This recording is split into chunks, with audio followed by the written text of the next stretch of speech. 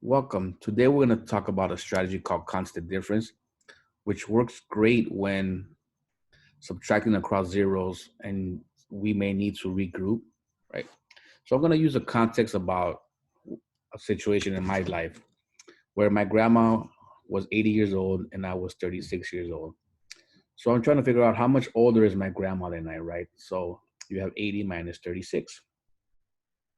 But I'm going to just assume that last year my grandma was 79, which was a year younger, and I was also a year younger, so therefore I was 35.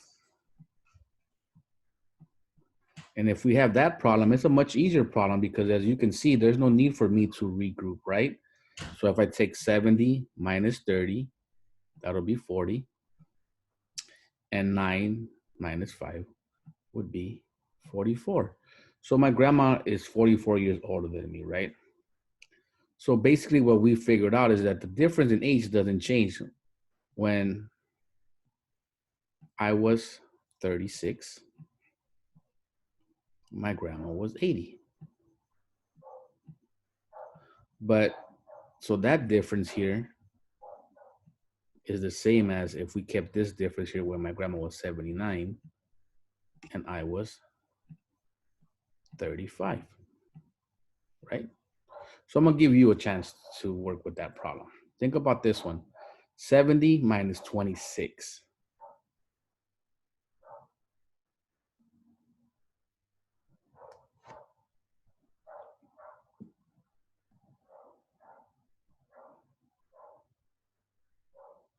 So if we want to use the same strategy, we'll say that I can take one away from each, take one here, take one here, and that will leave us with 69 minus 24. I'm sorry, 25. Let me just get rid of that.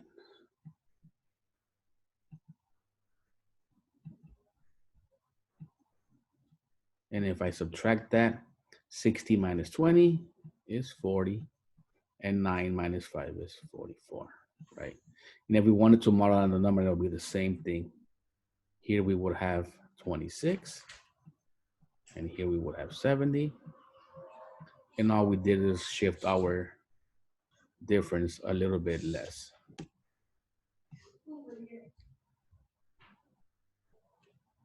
Well, so that works well when we have zeros on top because we know that if we have a 9, we don't have to regroup, right?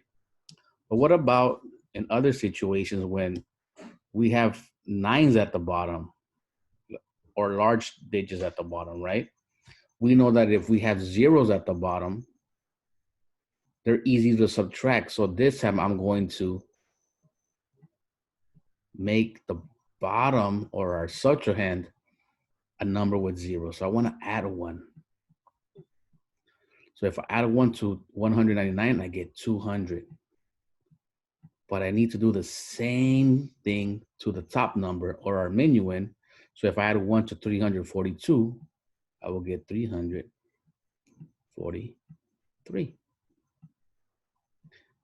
Wow, look how easy the number is now. So if I have 343 minus 200, that's 143, right?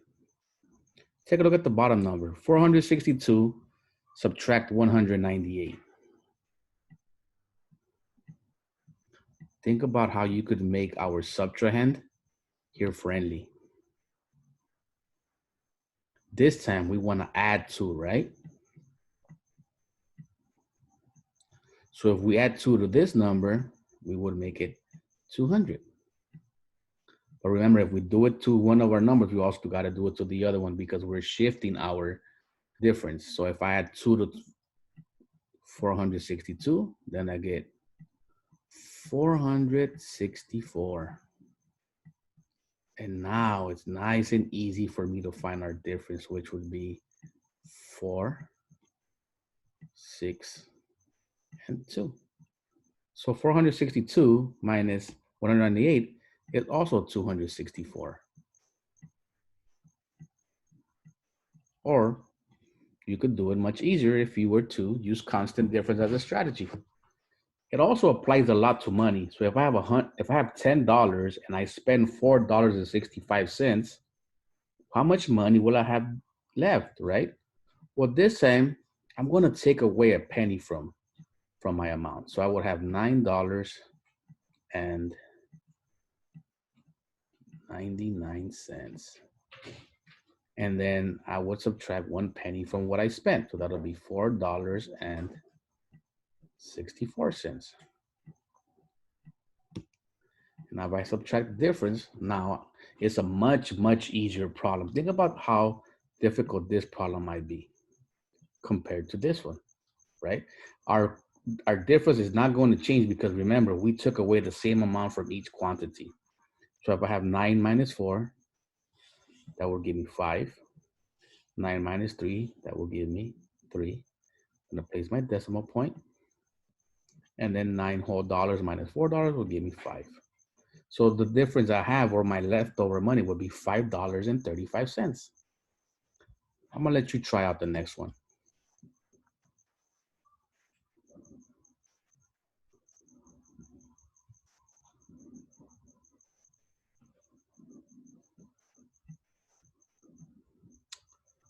All right, let's try it out. So let's say that we took a penny away from each, right? So that'll give us $19.99.